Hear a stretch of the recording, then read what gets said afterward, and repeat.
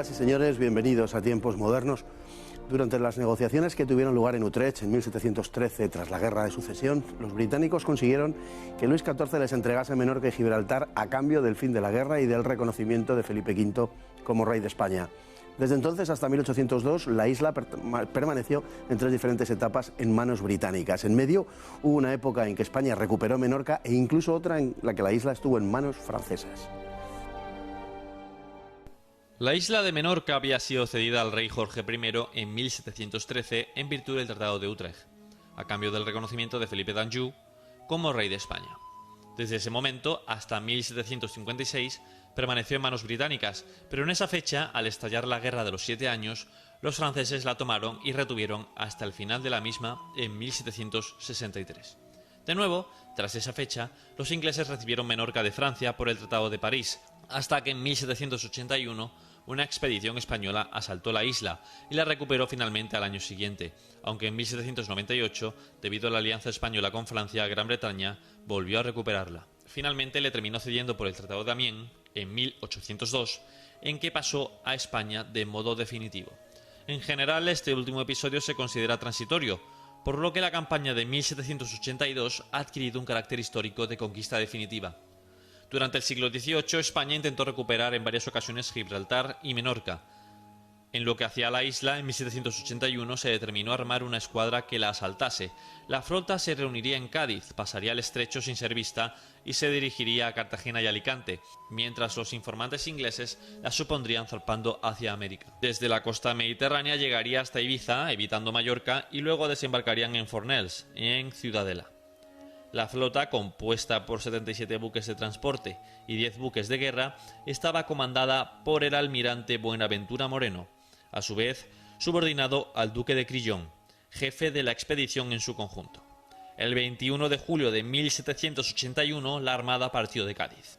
Al llegar a Menorca, el 19 de agosto, después de numerosas vicisitudes, hubo que cambiar el plan de ataque ante los vientos adversos. Se abandonó así la parte del plan originario que preveía el asalto desde el norte, concentrándose en Alcáufar y Mézquida. En el desembarco en Cala, Mézquida, contaron con la colaboración de los notables locales.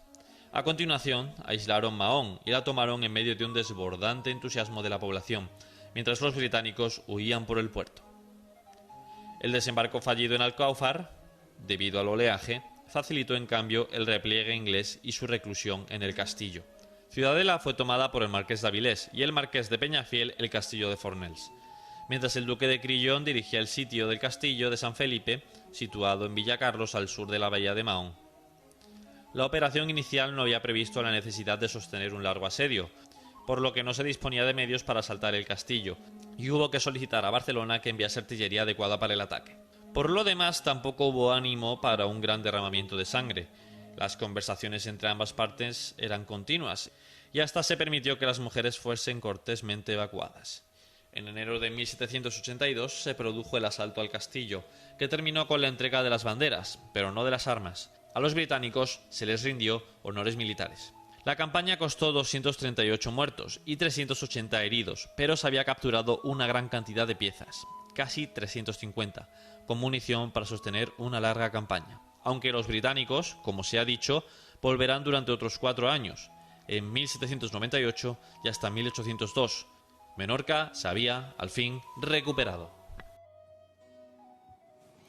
Y tenemos con nosotros hoy a don José Antonio Alcaide. Muy bienvenido. Gracias. En primer lugar y en segundo lugar, decir que es el autor de este libro, sí, La toma de Menorca 1782, que es un relato bastante pormenorizado de lo que sucedió en aquella fecha, que como hemos dicho, bueno, se puede considerar la fecha de la recuperación porque luego solo muy brevemente volvería a manos británicas hasta que en Amiens en 1802 volvieran a perderlo de nuevo. Bueno, lo primero que hay que decir es que España pierde Menorca junto con Gibraltar para que Felipe d'Anjou pueda ser rey de España. Efectivamente, el tema está en que a la muerte de Carlos II sin descendencia surgen dos bisnietos de Felipe IV. Por un lado, Carlos de Austria y por otro lado, Felipe d'Anjou. Hay una guerra, la famosa guerra de sucesión que ocurre a principios del siglo XVIII, guerra que realmente ganan los borbónicos y que da lugar a una serie de situaciones complicadas como la de Cataluña, o la de Gibraltar, la toma de Gibraltar y la toma de Menorca por parte de los británicos.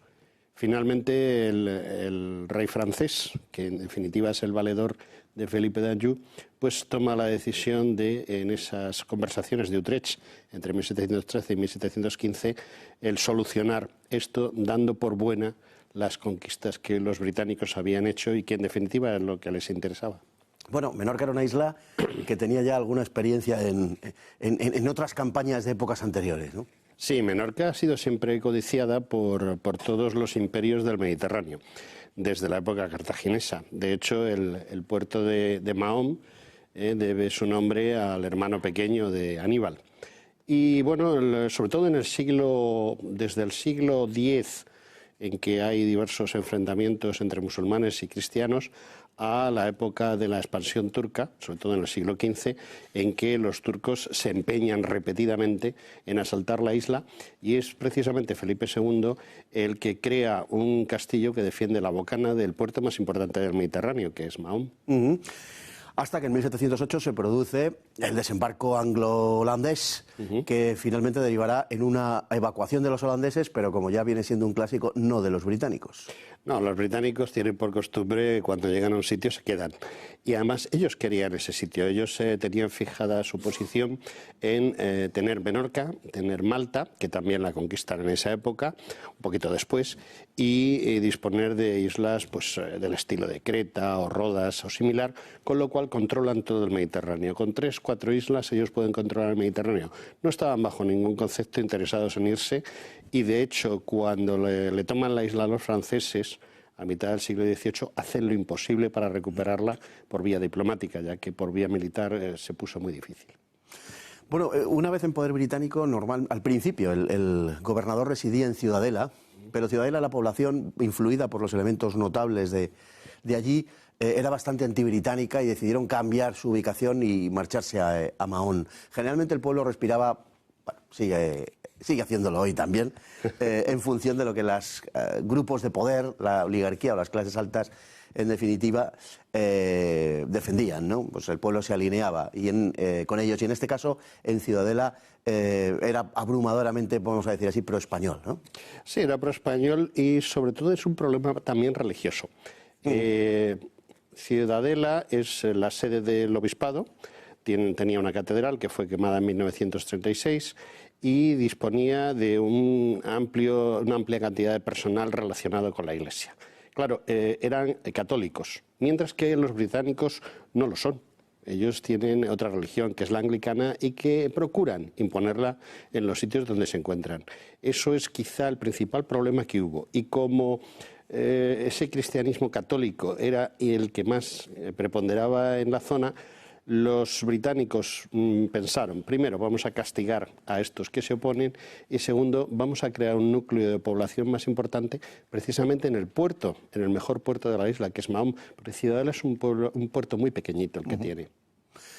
Bueno, y los británicos, para restarle homogeneidad a la composición de la isla y en fin, evitar de este modo que se produjeran, o prevenir que se produjesen rebeliones, un poco lo mismo que hicieron con Gibraltar, rellenaron la isla con población traída de fuera, fundamentalmente malteses, judíos y griegos. Digo que en Gibraltar han hecho un poco lo mismo. La población actual tiene muy poco que ver, o por no decir que no tiene nada que ver con la población originaria, con la población hispana originaria, y es una población construida sobre esos aportes de diversas zonas del Mediterráneo.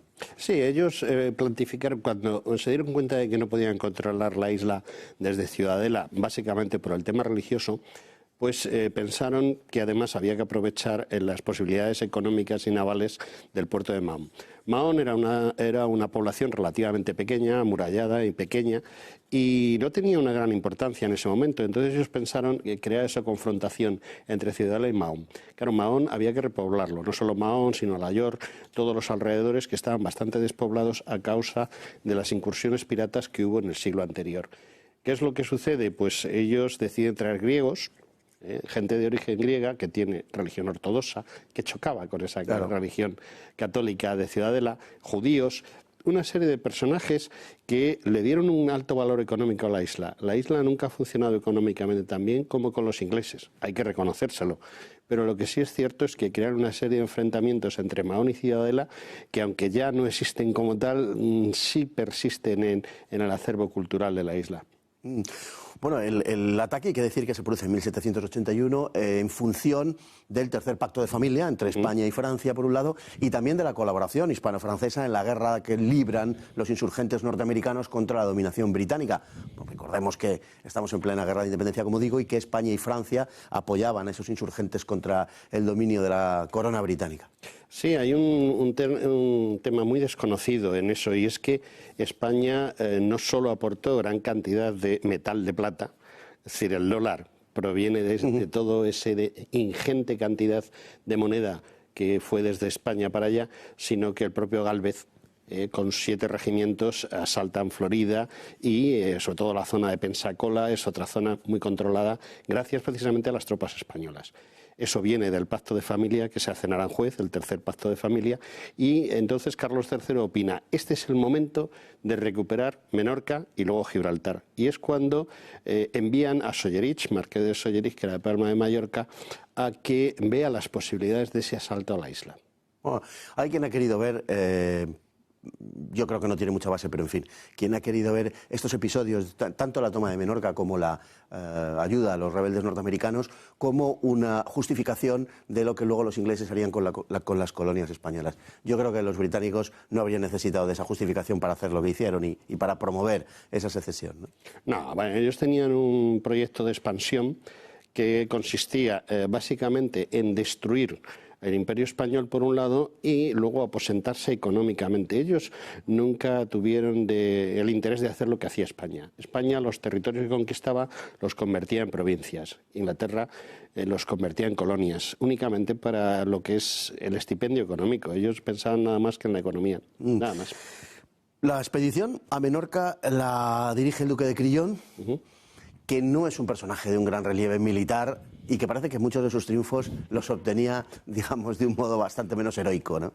Sí, bueno, el segundo duque de Crillon, Crillon es un título pontificio, aunque todo el mundo piensa que es francés, pero en realidad es pontificio. El duque de Crillon, el primer duque de Crillon, el padre del que en teoría conquista Menorca, pues era un hijo bastardo del rey de Francia. Y bueno, pues al niño había que darle algo, ¿no? Y entonces lo hicieron militar y le fueron dando diversos mandos de operaciones sin gran importancia. Además, en alguna ocasión él trató de tomar alguna iniciativa y digamos que se pasó de listo y lo tuvieron que quitar del funcionamiento en el ejército francés y se lo enviaron aquí a España y estuvo precisamente en una campaña contra Portugal, en una serie de acciones que no tenían gran importancia porque, bueno, este hombre tomaba ciertas iniciativas que ponían en peligro a lo mejor toda una campaña. Sí, utilizaba métodos un poco irregulares. Irregulares, exactamente, por decirlo así. Y en buena parte métodos que tenían que ver con la corrupción directamente. Directamente, sí. Concretamente, la campaña de Menorca es una campaña curiosa porque una cosa es la versión oficial y otra cosa es la versión que sostuvo, por ejemplo, Stanhope, que era el segundo jefe de la isla y que siempre acusó a su jefe de haber vendido la isla, textualmente, y le hicieron un consejo de guerra del que salió absuelto por falta de pruebas. Bueno, de hecho, era fama tan extendida ese asunto que cuando se envió al propio Crillon a Gibraltar para, en fin, acometer una empresa de semejante jaez, pues el gobernador de Gibraltar tenía perfecta conciencia de cómo había conseguido la victoria en Menorca. Sí. Había un sistema en esa época que era el de las frutas frescas. O sea, los sitiadores partían de la base de que los sitiados tenían problemas con comida fresca, digamos así, verduras, frutas y demás. Entonces, el sitiador enviaba una cesta con frutas frescas de obsequio al gobernador de la zona que estaba sitiada. Si él aceptaba las frutas frescas, es que aceptaba algún tipo de conversación y quizá compensación económica. Crillon mandó las frutas y Murray las aceptó. Y mientras que eso en Gibraltar no pasó, al revés, o sea, le devolvió las que le mandaba y le mandó otras más, que quedó la cosa perfectamente clara. Bueno, en cuanto a la ejecución del plan originario, tal y como había sido diseñado, pues como tantas veces sucede, la realidad termina imponiéndose a los planes y el desembarco no se pudo efectuar como en principio estaba previsto, en parte por la climatología, seguramente en parte también porque los británicos, que en teoría iban a ser burlados con aquella primera maniobra de la flota haciendo como que se iba para el Atlántico, realmente no parece que fueran tan burlados. No fueron tan burlados. El origen del tema era el siguiente. Lo que se pretendía era fingir que se preparaba una flota para reconquistar esa zona de Argentina-Uruguay que habíamos perdido en una campaña anterior. Entonces se preparó una flota de 70 y tantos buques de transporte, más otros 10 de guerra, y bueno, 17.000 soldados para el asalto de lo que fuera. Y en todo momento se mantuvo la postura de que iban a América. Pero cuando salen el 18 de julio de 1782, inmediatamente cogen el camino de Gibraltar. Nadie sabía nada, ninguno de los jefes de ningún barco lo sabía. Abrieron las órdenes ya en alta mar y se dirigieron pues hacia primero Málaga, luego Alicante y luego iban a quedar todos al sur de Palma de Mallorca. Lo que pasa es que el cambio climático de la época no estaba de acuerdo. Y entonces sufrieron cantidad de tormentas de todo tipo, tormentas de viento, tormentas de mucha agua, estuvieron a punto de perder varios buques y al final consiguieron, un mes después, llegar cerca de donde querían llegar. Ellos querían llegar al norte de la isla, pero tuvieron que quedarse al sur por efecto de esas tormentas que fueron inauditas en esa época del año. Bueno, seguimos celebrando hoy la Pascua Militar, el día 6 de enero, precisamente debido a la toma de Menorca. Sí, pero es que no fue el 6 de enero. Ya. El problema es el siguiente. Las malas lenguas dicen que el marqués de Sollerí, jefe de la inteligencia de la época, había llegado a un acuerdo con el gobernador militar inglés. Es dinero por tierras, una compra, digámoslo así, de la isla. Pero el dinero no llegaba. Y Murray pues decidió defenderse. Ellos desembarcaron a mitad del mes de agosto, el 20 o 21 de agosto aproximadamente, en dos sitios que a nadie se le hubiese ocurrido desembarcar allí. Ellos habían escogido otros sitios, pero por culpa del viento tuvieron aquello de circunstancias. Llegaron sin mucho problema a Mahón, allí hicieron un Te Deum, que era una cosa que se llevaba en la época, y a continuación sitiaron el castillo esperando que Murray se rindiese. Pero parece ser que Murray dijo que a cambio de algo. Y la cosa se fue alargando. Como aquello se alargaba, estamos hablando de agosto, en diciembre ya decidieron hacer un asalto en condiciones. Trajeron armamento desde Barcelona y ese rodeo de todo el castillo pues se artilló. Y el 5 de enero se termina de preparar el asalto. El día 6 de enero empieza el bombardeo, literalmente el bombardeo. El 5 de febrero, es decir, un mes después, desaparece la caja de caudales del pagador. Hay que tener en cuenta que el ejército español y francés que participaba en esa acción era un ejército profesional que había que pagar todos los meses.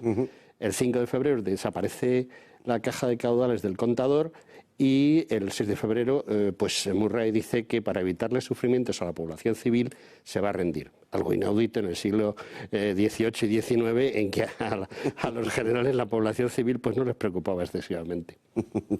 Bueno, se perderá luego en 1798 de nuevo la isla, pero por el Tratado de Amiens en 1802 es devuelta a España. Ahora, hay un incidente curioso también en ese hecho, porque cuando se entrega la isla, cuando el gobernador inglés entrega la isla por la bocana del puerto de Mahón, está entrando un buque con un despacho de Londres que instaba al gobernador a no entregar la isla de ninguna manera. O sea, que fue una cuestión casi de minutos. De minutos, sí. Vamos a ver, el Tratado de Amiens es un tratado que los ingleses firmaron pero que no tenían, ninguna intención de cumplir, por el cual pues había un intercambio de territorios entre Francia, España, Batavia, es decir, Holanda, y Inglaterra. Había ahí un revoltillo, yo te entrego esto, tú me entregas lo otro. Entonces, entre otras cosas, pues ellos iban a entregar Malta, Comino y Gozo en el centro, que era a la Orden de San Juan, y a España Menorca. Aquello tenía que haberse hecho prácticamente a principios de año, y fueron pasando los meses y no se entregaba. Entonces el gobernador de Palma decidió que había que hacer algo porque entendió que aquello no iba bien. Y entonces envió al regimiento de Soria, que estaba acuartelado en Palma de Mallorca, y a una serie de emisarios, entre ellos a un oficial del ejército, un tal Carlos de España, que luego sería muy importante en la Guerra de la Independencia. Y bueno, pues ellos llegaron allí, claro, ante hechos consumados los británicos no les quedó más remedio que entregar la isla, porque allí había unos papeles que decían que la tenían que entregar y los españoles dijeron que se la tenían que entregar, que allí había un tratado y había que cumplirlo. Y entonces, pues nada, obligaron a los británicos a marcharse. Al día siguiente llegó el emisario de Londres que decía, no entreguéis la isla. Un poquito tarde. Así fue, así fue. Por un día, ¿eh? Por un día, sí señor. Bueno, don José Antonio Alcaide, muchísimas gracias por habernos relatado este hecho bastante desconocido de la historia de España e incluso cuando se conoce bastante distorsionado realmente. Pero bueno, pueden leerlo en su libro La toma de Menorca 1782. Se lo recomendamos encarecidamente. Muchísimas gracias, como digo, don José Antonio. Gracias a vosotros. Y a todos ustedes igualmente por estar ahí día tras día y hasta el próximo programa, si Dios quiere.